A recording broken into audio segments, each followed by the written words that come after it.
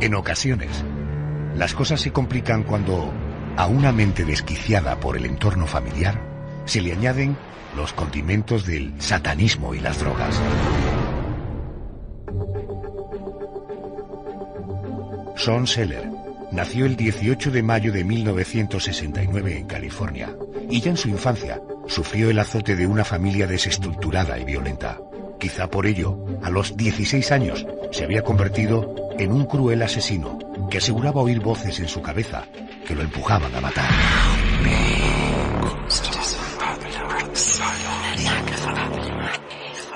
Poco después, y siendo aún menor de edad, un juez lo procesó como si se tratase de un adulto y fue condenado a muerte. 13 años después, a medianoche, moría por inyección letal. Eran las 12:17 de la noche de un 5 de febrero de 1999. José Manuel Frías, buenas noches de nuevo. Buenas noches, Adolfo. Bueno, ¿tan difícil fue la infancia de Sean Seller como para llegar a convertirlo en un asesino sin escrúpulos? Hombre, está claro que tuvo una infancia complicada, ¿no? Con un padre alcohólico al que apenas conoció debido a que su madre, una adolescente un tanto alocada, se separó de él para mantener una relación con un rudo camionero. Sean tenía solo 4 años cuando sucedió esta primera ruptura en su vida y pronto empezó a hacer mella en él la inestabilidad y el desapego que demostraban sus progenitores. Digamos que esto sería algo normal en un niño cualquiera, pero se ve que ese aire viciado, en su caso, dejó una huella totalmente brutal. Cuando la madre de nuestro protagonista se separa de su marido, se marcha a vivir con el camionero Paul Belofato, y el joven Seller, Sean Seller, nuestro protagonista de esta noche, de apenas 4 años, la acompaña en este nuevo periplo. ¿No sirvió esta unión cuando vuelve a casarse con este camionero, con Paul Belofato, para aportar algo de estabilidad a la vida del pequeño? No, más bien al contrario. Paul viajaba constantemente, acompañado siempre por la madre de Seller, ella se llamaba Bonda, y cuando el niño iba con ellos, cosa que hizo en muchas ocasiones, sentía nacer en él un proceso que le empujó a la soledad, a la introversión. Quizá esa vida nómada en una persona de sus características era algo totalmente contraproducente. De hecho, nunca quiso tener amigos, ¿no? Le costaba relacionarse con los demás. Por el contrario, cuando el muchacho se quedaba en casa, o bien solo o bien acompañado por algún familiar, para así poder asistir a la escuela, se veía envuelto por una sensación de abandono. El caso es que de una forma u otra su fragilidad mental estaba siendo mellada día a día. Tanto es así que con tan solo 6 años empezó a escuchar voces en su cabeza.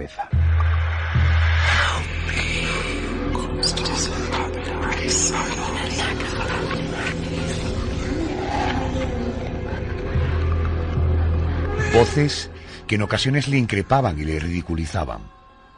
Voces que eran tan frecuentes para él que llegó a creer que era algo normal, que todo el mundo podía oírlas.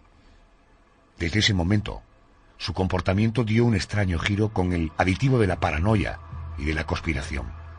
Sean creía que los demás lo vigilaban, por lo que antes de salir de su habitación colocaba hilos en la puerta o peinaba la alfombra para un lugar determinado para saber de ese modo, cuando él regresaba, si alguien había entrado al cuarto mientras estaba ausente. José Manuel, ¿era Sean ya por aquel entonces un niño violento? Siendo tan pequeñito, ¿ya tenía rasgos de violencia? Digamos que empieza a serlo por aquellas fechas.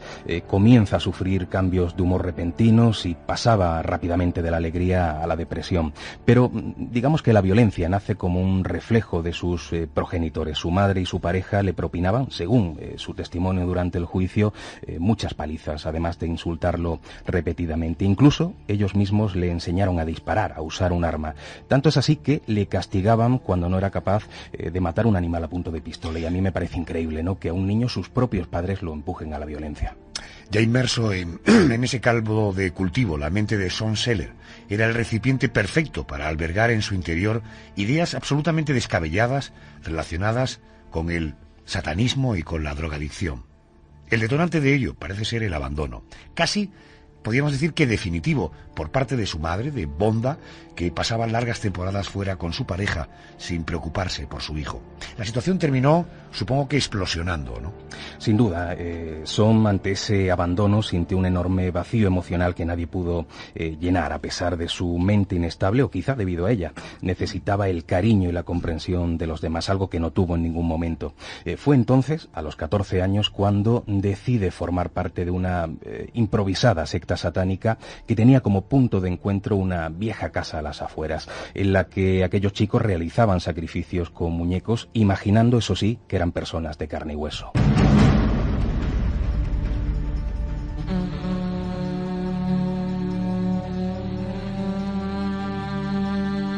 Son Seller, a sus 14 años, y como venganza por el desapego de su madre, pone en práctica extraños comportamientos, eso sí, animado por sus amigos y por la secta que entre ellos habían creado. Seller se sacaba a sí mismo sangre, guardándola en su nevera como si se tratara del almuerzo. En más ocasiones se llevaba un frasco a la escuela y consumía ese contenido de sangre propia en el recreo, a modo de desayuno. También se automutilaba clavándose objetos punzantes en la cabeza.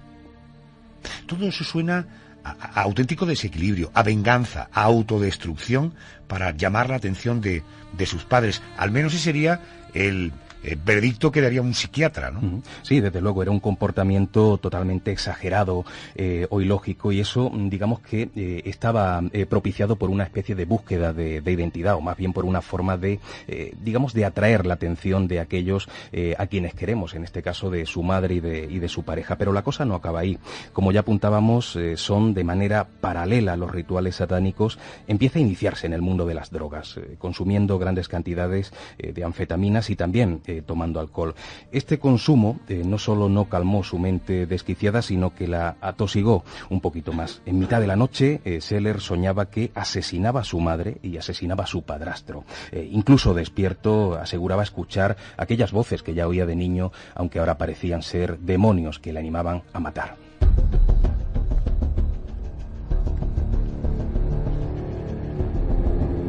La primera tragedia tuvo lugar una noche de sábado del mes de septiembre del año 1985. Días antes, y junto a Richard, uno de sus pocos amigos, Son Seller había intentado comprar unas latas de cerveza en un supermercado cercano. El dependiente, Robert Wower, se negó a vendérselas alegando que eran menores de edad. Esa noche, los dos amigos se dirigieron de nuevo al establecimiento. Son Seller llevaba en el bolsillo una Magnum 357, propiedad del abuelo de Richard. ¿Qué pasó en el supermercado, José? Bueno, aquella historia, aquel crimen fue totalmente premeditado. Seller, que tenía 16 años en aquel momento, entró en la tienda y sin mediar palabra sacó el arma, apuntó a la cabeza de Robert y le pegó un tiro que lo dejó muerto al instante. No era para menos con ese arma. Luego los dos muchachos salieron corriendo y se ocultaron en la oscuridad. La suerte les acompañó, ya que nadie había sido testigo del asesinato, por lo que el crimen, al menos por un tiempo, quedó sin culpable. Oye, un acto así, es decir, siendo menores de edad, siendo unos críos, matando a sangre fría, con un tiro, con ese impacto, supongo que días después vendrían los remordimientos, vendría el arrepentimiento por parte de Son, ¿no? Eso sería lo normal en cualquier otra persona, pero en el caso de Son no solamente no tuvo ningún tipo de remordimiento, sino que además, en una redacción que realiza en la escuela, a petición de la profesora, Seller confiesa su adicción al satanismo narrando lo siguiente: el satanismo me enseñó a ser mejor persona, para después indicar algo llamativo y que a nivel psicológico era bastante revelador. Decía en esa redacción: yo no trato a los demás como creo que deberían tratarme, sino igual que ellos me tratan a mí. Pero la peor parte de ese texto, de esa redacción, era aquella en la que comentaba lo siguiente: soy libre, puedo matar sin remordimientos. Aquel mismo lunes 3 de marzo de 1986, la maestra sintió un escalofrío ante aquellas palabras y se sintió empujada a poner el texto en conocimiento de Bonda, de la madre del muchacho. La dirección de la escuela se puso rápidamente en contacto con Bonda, con la madre de Son. La mujer, al leer aquellas frases rotundas de su hijo, sintió remordimientos y escribió al adolescente una emotiva carta. Entre otras cosas, esa carta decía: «Yo siempre te querré. Si me dejaras entrar en tu corazón, yo te ayudaría. Siempre estaré aquí cuando me necesites. Puedes contar conmigo para lo que sea, hasta el día en que me muera». Aquellas eran palabras de reconciliación, pero sin duda llegaban tarde.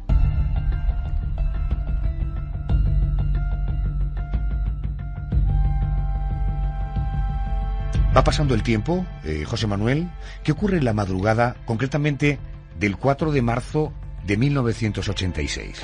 Pues podríamos titularla casi algo así como la noche de la debacle o la noche de la tragedia. Por aquella época el muchacho vivía junto a su madre y su padrastro en un dúplex de Oklahoma. Y bueno, esa noche Sen había encendido horas atrás 2 velas en su habitación, una blanca y otra negra, como una especie de invocación diabólica. Tras apagarlas, salió de la estancia descalzo, sin hacer ningún tipo de ruido para no despertar a sus futuras y confiadas víctimas, y en la mano portaba una pistola del calibre 44 que había logrado quitarle a su padrastro. Entra en la habitación en la que duermen Bonda y Paul tranquilamente, sin esperarse nada. Él empieza a acercarse al lado del camionero y le pega un tiro en la cabeza. Evidentemente, dadas las circunstancias, el hombre no se dio cuenta de nada. La muerte fue instantánea. La madre, Bonda, que estaba junto al padre, supongo que en ese momento tomaría conciencia, se despertaría y supongo que fue consciente de la terrible tragedia. Sí, por supuesto, la mujer al oír la detonación se despertó espantada y algo confusa se incorpora, pero cuando hizo el intento de despertar a su pareja para saber qué era lo que estaba ocurriendo, su hijo le dispara en la cara. La bala le atraviesa la mejilla, por lo que no resultó mortal en aquel momento, pero Son no tuvo piedad y remató la faena con otro disparo, esta vez en la cabeza, que sí logró su cometido. Pone la piel de gallina, de verdad, el conocer la declaración que posteriormente hizo el asesino sobre aquel preciso momento. Dijo lo siguiente: «Yo estaba allí mirándolos. A mi madre le salía de la cabeza un reguero de sangre. Me quedé allí, riendo». No queriendo ser descubierto, Son Sellers puso en marcha un improvisado plan. Primero se duchó y se puso ropa de calle. Después entró de nuevo en la habitación de su progenitora, revolviendo cajones y armarios, para fingir un robo. Dejó abierta la puerta del patio, para dar a entender que los ladrones habían accedido por aquel lugar. Después, tomó el coche y se marchó a casa de su amigo Richard Howard, a unos 16 kilómetros de distancia. Richard, el amigo, no solo se negó a ayudarle, escondiendo el arma y protegiendo al asesino, sino que además se sintió muy interesado por los detalles del crimen. Fue una noche larga y de macabras confidencias. Pero el plan no terminaba ahí. Él siguió maquinando para ver cómo podía librarse, ¿no? Efectivamente, el plan fue mucho más elaborado de lo que el propio protagonista pensaba en un principio. Habría que decir que Sen era un chico bastante listo, bastante inteligente. Cuando amaneció, acudió a la pizzería en la que trabajaba su madre, pidiendo hablar con ella, alegando que había pasado la noche en casa de un amigo, y como es lógico, allí le dijeron que Bonda no había ido a trabajar aquella mañana. Pues bien, Son después, con total desparpajo, se introdujo en la casa familiar, en su casa, para luego salir corriendo a la calle, dando gritos histéricos, asegurando que su madre y su padrastro habían sido asesinados y fingiendo bastante bien esa escena. El caso es que los vecinos, espantados por lo que el muchacho contaba, intentaron calmarlo. Alguien llamó, mientras tanto, a las autoridades, que rápidamente se personaron en la vivienda. Bueno, tenemos la escena, el niño sale dando gritos histéricos, asegurando que a sus padres, a su madre y a su padrastro los habían asesinado. Inmediatamente llega la policía. José Manuel, ¿qué ocurrió en el momento en el que los agentes descubrieron los cadáveres y comenzaron las investigaciones? Bueno, en un primer momento la coartada de Son era bastante sostenible, por lo que no tenían que desconfiar a priori de él. Bueno, teniendo en cuenta además que estamos hablando de un crío, es decir, difícilmente nadie podría imaginar, en primer lugar, que con esa edad pudiera matar tan a sangre fría y, por otra parte, matar a su padrastro y matar a su madre. Claro, ahí estaban esos dos condicionantes. Por una parte, la juventud, como tú bien dices, que eso rápidamente a una persona le hace pensar que no puede ser culpable de un crimen tan terrible como este, pero es que además había interpretado muy bien su papel, había salido a la calle dando esos gritos que he comentado antes y que lo fingió como si fuera un auténtico actor, ¿no? Pero sí existió, por una parte, la intuición del detective, de Ron Mitchell, que, pertenecía al departamento de policía de la ciudad, que es el que interroga al muchacho, el que empieza a hacerle preguntas y se da cuenta de que en esa explicación que él le da, a pesar de estar aparentemente tranquilo, se ocultaba algo. Yo creo que en este caso los agentes de policía tienen la experiencia suficiente como para saber quién está fingiendo. Entonces, gracias a esa corazonada, se empieza a investigar y se da cuenta Ron de que esos elementos que va aportando Son no cuadran, ¿no? Su experiencia le decía que los ladrones, por ejemplo, no suelen asesinar a víctimas que están dormidas. Esto es cierto, normalmente la historia de los crímenes no suele ocurrir de esa manera, pero eso se une también el hecho, y esto fue un gran error de Son, que la puerta del patio había sido abierta desde el interior, sin que existieran señales de rotura en ningún acceso.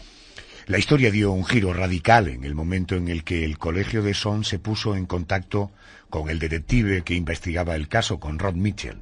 El director del centro educativo puso en manos del detective la redacción de Sellers y la historia naturalmente dio un tremendo giro.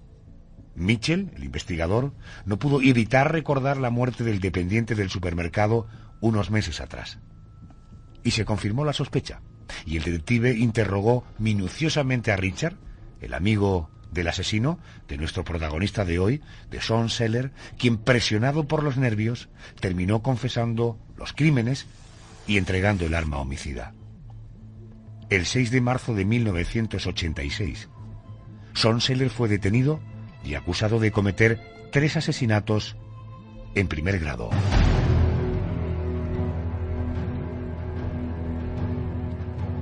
Y a continuación, el juicio. ¿Cómo transcurrió el juicio, José Manuel? Bueno, ante todo fue un juicio atípico, sobre todo por la juventud del acusado.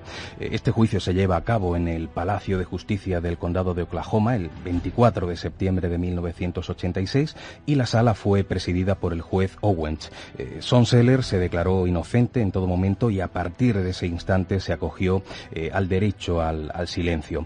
Con todo en su contra, su abogado hizo todo lo posible para que fuera trasladado a un centro de tratamiento para delincuentes juveniles, o sea, evitar en un primer momento a la cárcel y luego una condena incluso un poco peor, porque no hay que olvidar, como decíamos, que Son era menor de edad, pero el ayudante del fiscal mostró el informe psicológico en el que se aseguraba que el joven no reaccionaría correctamente a ningún tratamiento. Era un sociópata, era un personaje peligroso que si salía a la calle en un futuro, y eso hubiera ocurrido evidentemente si hubiera sido ingresado en un centro juvenil, podría delinquir de nuevo, podría asesinar de nuevo. Bueno, es realmente llamativo, ¿no?, que el juez decidiera procesar a Son, a un niño, como a un adulto, digo, a pesar de la edad que tenía, ¿no? Sí, es algo muy poco común en este tipo de casos, pero ocurrió en el caso de Sellers así, quizás por todos los agravantes que hemos comentado. El caso es que durante el proceso se pusieron en marcha sobre la mesa diferentes testimonios, algunos de ellos de amigos o conocidos de Son, compañeros también de la escuela, que aseguraron, y esto es muy importante, que era un chico sin remordimientos, era un chico que podía llegar a hacer daño a los demás sin sufrir moralmente para nada. Sus abogados evidentemente pretendieron hacer entender a los jueces que los actos de su defendido eran inconscientes, que estaba enfermo mentalmente, ya que decía oír voces en su interior, e incluso, fíjate qué curioso, se llega a hablar de posesión diabólica, se llega a mencionar la posibilidad de que un espíritu maligno, quizá propiciado por esos rituales que realizaba junto a algunos chavales en una casa a las afueras, hubiera entrado en su cuerpo y hubiera sido el auténtico culpable. Evidentemente esto era una excusa absurda para evadir evadir esa condena que se le venía encima. Es alucinante cómo en una sala de juicios se puede siquiera llegar a tener como consideración esta que me dices. Bueno, el caso es que después del desfile de testigos y de especialistas durante el juicio, el fiscal solicitó la pena capital para el acusado. El jurado deliberó durante 24 horas, encontrando a Sean Seller culpable de todos los cargos. Aunque era menor de edad, fue sentenciado a muerte. Fue, por lo tanto, el preso más joven del pabellón de la muerte de Oklahoma, al que fue a parar el día 14 de octubre del año 1986, con tan solo 17 años. ¿Qué pasó después? Bueno, hay que decir ante todo que Sean pidió en varias ocasiones su indulto, siempre le fue denegado e incluso después, eso yo creo que es bastante curioso, se convierte en prisión al cristianismo e intenta aportar ese dato para que esa pena que iba a caer fuera lo menor posible. Yo pienso evidentemente que esa conversión era simplemente para aparentar, ¿no? A los 29 años, después de una estancia bastante larga, de 13 años entre rejas, fue finalmente ejecutado con una inyección letal. Para intentar meternos en la compleja mente de este chico, tenemos que recurrir a un experto, a un profesional de la psiquiatría. José Miguel Gaona es psicólogo y psiquiatra forense. José Miguel, muy buenas noches. Gracias por atenderme a estas horas. Gracias por estar en la noche de COPE. Encantado, buenas noches. Doctor, ¿qué explicación psiquiátrica podemos encontrar para entender que un día cualquiera, un chico de entre 14 y 17 años, asesinara a un empleado de supermercado y a sus padres? Bueno, este chico de 17 años muy probablemente tendría, obviamente, algún trastorno de personalidad, ¿no?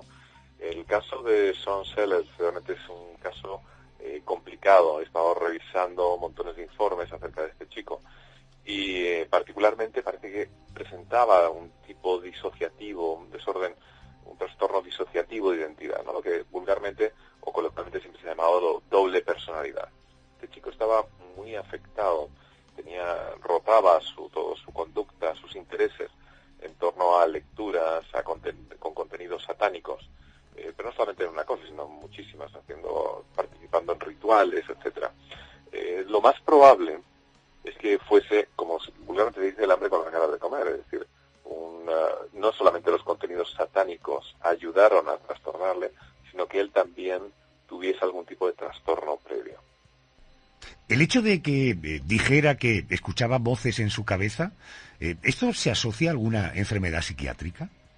Sin lugar a dudas, de tipo psicótico. La verdad que los psiquiatras no se pusieron totalmente de acuerdo acerca de lo que le sucedía. En ocasiones oía voces que al parecer le ordenaban hacer cosas terribles. En otras ocasiones presentaba más bien lo que es un trastorno disociativo de identidad, pero muchas veces ese tipo de problemas, y además en psiquiatría se pueden realizar diagnósticos múltiples. No es extraño que alguien pueda tener un trastorno disociativo, que además pueda tener algún tipo de problema psicótico como esquizofrenia, etcétera, etcétera.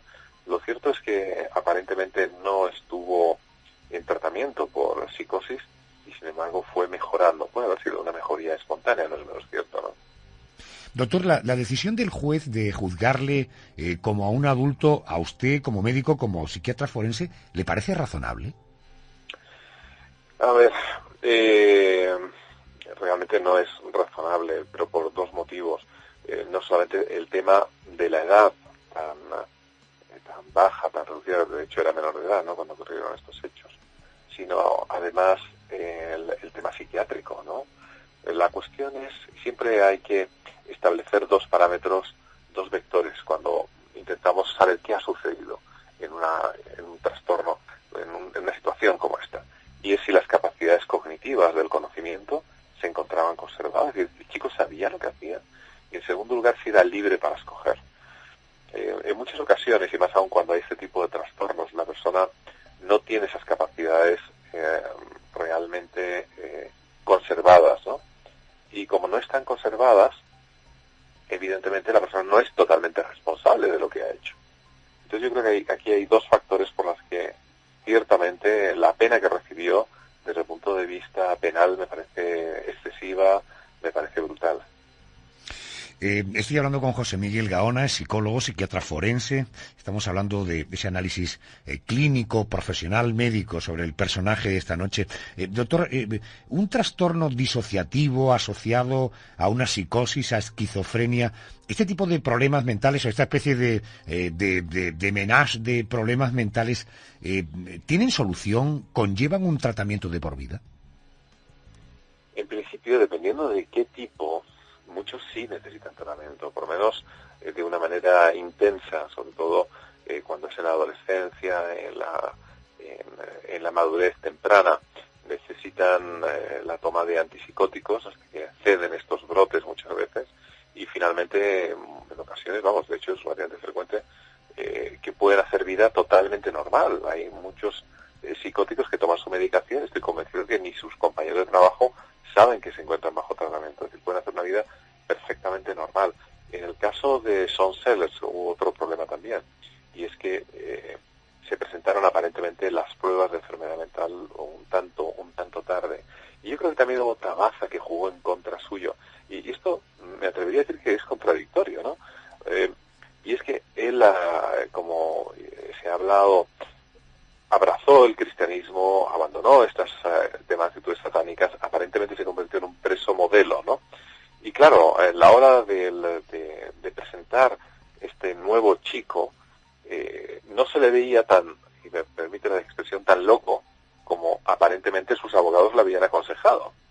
Por lo tanto, contradictoriamente, esta especie de mejoría, esta especie de abrazar en un momento dado una religión, de empezar a comportarse normal, me da la impresión que en algún momento dado de todo este proceso legal, paradójicamente jugó en su contra.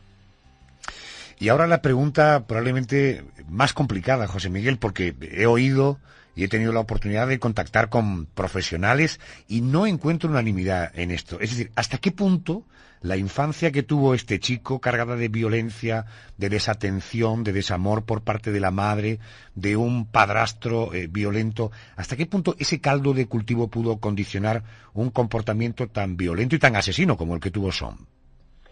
Yo creo que en este tipo de casos tiene que haber una combinación externa de factores ambientales como los que acaba de mencionar, seguido además de algún tipo de factor de tipo neurológico. Es decir, esto es como quien puede aprender a tocar un instrumento musical, le puede favorecer que tenga una estructura neurológica, cerebral, para más señas, que ayude en el aprendizaje del instrumento. Y otros, por el contrario, no nacen con ese don, y por lo tanto, por mucho que intenten tocar el violín, lo acabarán tocando más o menos bien, pero quizá no sean unos virtuosos, ¿no? No todo el mundo que tiene una infancia con un padrastro violento o con una madre que desatiende, que entre paréntesis, cada vez más se está hablando en psiquiatría de madres psicópatas. Lo que pasa es que tienen otro tipo de conducta distinta. En muchas ocasiones se habla de los hombres psicópatas, pero de que también las hay. No todas las personas que han sufrido este tipo de infancia necesariamente se convierten en asesinos. Evidentemente sí que va a producir desarreglos de personalidad, porque los padres son nuestro punto de referencia, ¿no? Y más aún cuando no ha habido empatía, justamente estos lóbulos frontales donde se desarrolla todo lo que son estas neuronas espejo de las que tantas veces hemos hablado, se desarrolla esta empatía, pues aparentemente quedan atrofiados. Y esta atrofia hace que la persona no pueda tener empatía y reaccione de una manera mucho más fría, favoreciendo a su vez este tipo de conductas. Profesor, gracias por acercarse a los micrófonos de la noche, gracias por atenderme. A vosotros, un placer, buenas noches. Buenas noches.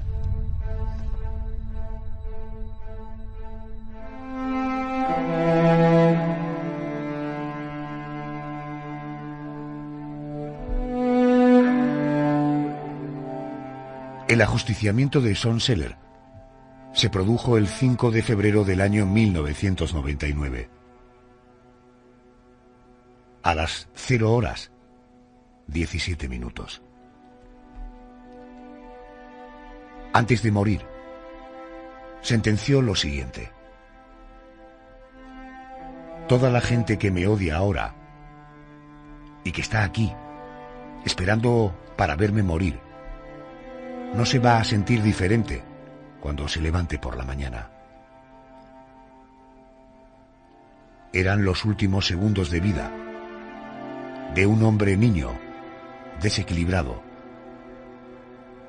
que sembró de muerte su entorno.